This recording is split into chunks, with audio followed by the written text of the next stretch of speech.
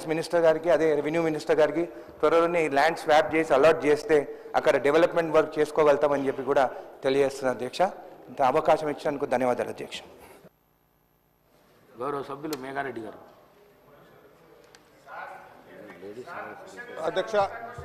అధ్యక్ష ధన్యవాదాలు అధ్యక్ష. ఈ ఫారెస్ట్కి సంబంధించి వనపర్తి నియోజకవర్గంలో ఒక 3-4 ఇష్యూస్ ఉన్నాయి అధ్యక్ష. లాస్ట్ టైం వనపర్తిలో బైపాస్ రోడ్ కోసం ఫార్మేషన్ రోడ్ చేసి ఉన్నారు. మళ్ళీ ఫర్దర్ కంటిన్యూ రోడ్ చేయాలంటే దానిలో ఫారెస్ట్ అధికారులు సర్వే చేయకుండా కొంచెం పెండింగ్ పెడుతున్నారు అధ్యక్ష. దాని మీద గౌరవ మంత్రి గారు అది కూడా ఒకసారి ఎంక్వైరీ చేసి సర్వే చేపించేసి ఫారెస్ట్ క్లియరెన్స్ చేయమని కోరుతూ, దాంతోపాటు కాంచెరు కెనాల్లో ఒక 600 మీటర్లు ఫారెస్ట్ ల్యాండ్ ఉంది అధ్యక్ష. అది కూడా ఫారెస్ట్ అధికారులు ఆపున్నారు. దానికి ఆల్టర్నేట్ ల్యాండ్ కూడా ఇచ్చున్నారు. అది కూడా తొందరగా క్లియర్ చేస్తే ఒక 8,000 ఎకరాలకు కొత్త ఆయకట్టు పోతే కెనాల్ ఆగిపోయింది అధ్యక్ష. దాంతోపాటు కాసిం నగర్ రోడ్ ఒకటి చిన్న ఫారెస్ట్ ఒక 100 మీటర్లు ఉందని అది కూడా ఒక బ్రిడ్జ్ ఆపున్నారు. ఆ రోడ్ ఆగిపోయింది. అది కూడా ఫారెస్ట్ మినిస్టర్ గారు ఒకసారి చూడమని అధ్యక్ష. దాంతోపాటు వనపర్తిలో నాగవరం అండ్ శ్రీనివాసపూర్లో శ్మశాన వాటిక కోసం రెవెన్యూ అధికారులు ల్యాండ్ ఇస్తే ఫారెస్ట్ అధికారులు మాది అని అక్కడ శ్మశాన వాటిక కూడా యూజ్లో లేదు. దీని మీద ఫారెస్ట్ మంత్రి గారు స్పెషల్గా చూడమని కోరుకుంటున్నాను. థ్యాంక్ యూ అధ్యక్ష. సభ్యులు మనోహర్ రెడ్డి గారు 1 మినిట్లో మాట్లాడు. 1 మినిట్. అధ్యక్ష ధన్యవాదాలు అధ్యక్ష, మాట్లాడడానికి అవకాశం ఇచ్చినందుకు. మీ ద్వారా అధ్యక్ష అటవీ శాఖ మంత్రుల గారికి కోరేది ఇంతకుముందే తెలియజేయడం కూడా జరిగింది అధ్యక్ష. తాండూరు నియోజకవర్గంలో బసిరాబాద్ మండలంలో నీళ్లపల్లి జలాల్పూర్ గ్రామంలో అధ్యక్ష మనకు తెలంగాణకు కర్ణాటక స్టేట్కి సరిహద్దుల్లో చాలా ఇబ్బంది వస్తూ ఉన్నది. ప్రతి సంవత్సరము పంటలు వేసుకునే టైంలో అక్కడ ఉన్నటువంటి గిరిజనులు విత్తనాలు వేస్తూ ఉన్నారు. వేసిన తర్వాత కర్ణాటక రైతులు వచ్చి దాన్ని చెడగొట్టడము, ఈ విధంగా పోలీస్ కేసులు కూడా చాలా అవుతా ఉన్నాయి అధ్యక్ష. గతంలో ఒకసారి మంత్రి గారి దృష్టి కూడా తీసుకెళ్ళడం జరిగింది అధ్యక్ష. మంత్రి గారు కూడా రివ్యూ పెట్టి అధికారులతో మాట్లాడడం కూడా జరిగింది. ఇంకా అది కంప్లీట్ కాలేదు అధ్యక్ష. దయచేసి మీ ద్వారా గౌరవ మంత్రి గారికి తెలియజేస్తా ఉన్న ఆ ఇష్యూస్ మొత్తం సర్వే చేయించి ఎక్కడికి మన తెలంగాణకి ఎంత వస్తుందో కర్ణాటకకు ఏ విధంగా అయితే వస్తుందో ఆ రెండింటినీ కూడా క్లియర్ చేయాల్సిందిగా మీ ద్వారా తెలియజేసుకుంటా అధ్యక్ష. ఇంకొకటి అధ్యక్ష, మన వికారాబాద్లో కూడా చాలా గ్రామాలు మనకు పుల్సువాముడే కానివ్వండి, నాగసముద్రం కానివ్వండి, మదన్పల్లి కానివ్వండి, ఇలాంటివి ఫారెస్ట్ ఇష్యూలు చాలా గ్రామాల్లో ఉన్నాయి అధ్యక్ష. దయచేసి ఇవన్నీ కూడా మీ ద్వారా గౌరవ మంత్రి గారికి ఇవన్నిటిని పరిష్కరించవలసిందిగా తెలియజేసుకుంటూ, రోడ్ల విషయాలు అధ్యక్ష జినుగుర్తి నుంచి తట్టెపల్లి ఆల్రెడీ రోడ్స్ శాంక్షన్ అయినాయి. ఈ ఫారెస్ట్ ఇష్యూల కొద్ది ఇష్యూ ఉన్నందుకు ఆ ఇష్యూస్ గురించి ఆగిపోతుంది అధ్యక్ష.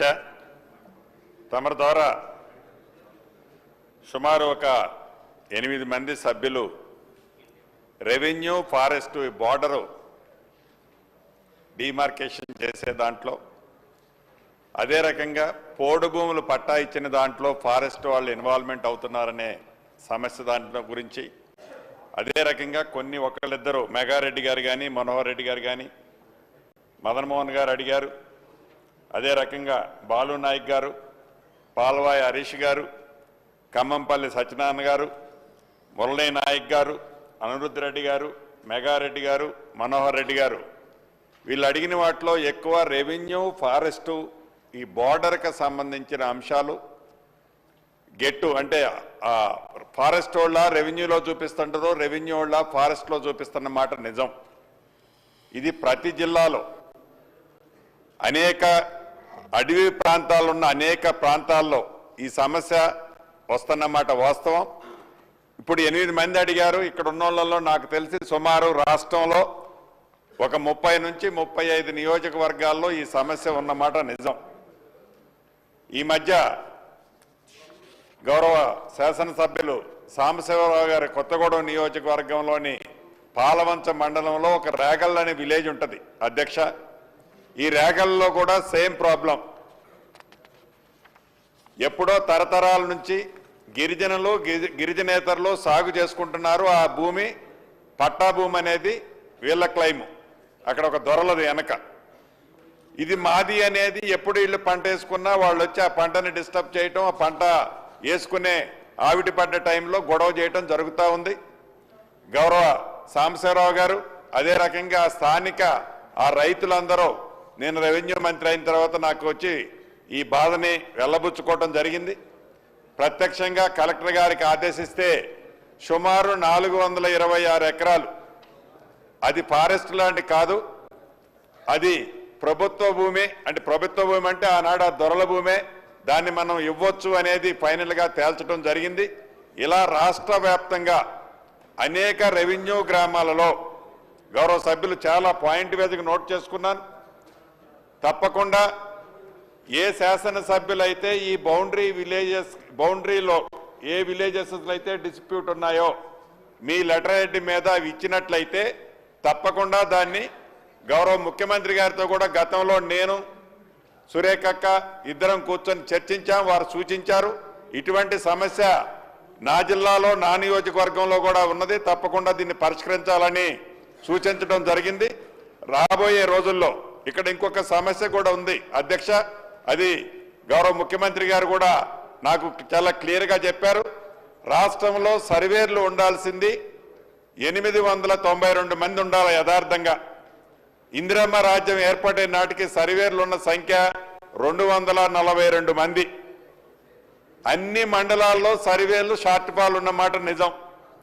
దీని మీద ఈ రాష్ట్రంలో ఇమ్మీడియట్లీగా వీలైనంత తొందరలో 1000 మందిని సర్వేలను అయితే మనం ఏర్పాటు చేసుకోవాల్సిన అవసరం ఉందని గౌరవ ముఖ్యమంత్రి గారు సూచించారు.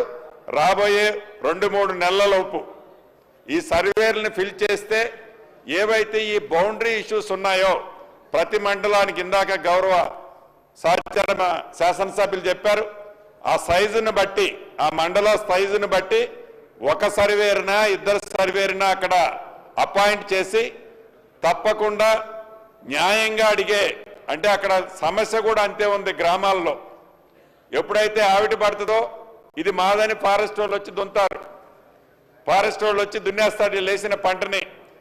ఏదైతే పోడు భూములు పట్టాలు ఉంటాయి, పోడు భూములు పట్టాలున్నా కూడా ఫారెస్ట్ వాళ్ళు నీ పోడు భూమి ఏడలేదు అక్కడెక్కడో ఉందంటాడు.